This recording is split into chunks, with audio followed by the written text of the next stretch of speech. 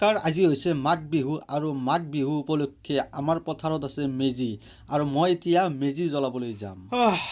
গা পা ধুই ললো, নতুন কাপোৰ চাপোৰ পিন্ধি ললো আৰু এতিয়া মেজি জ্বলাব যাম। গতিকে বলক আমি মেজি জ্বলাব যাওঁ।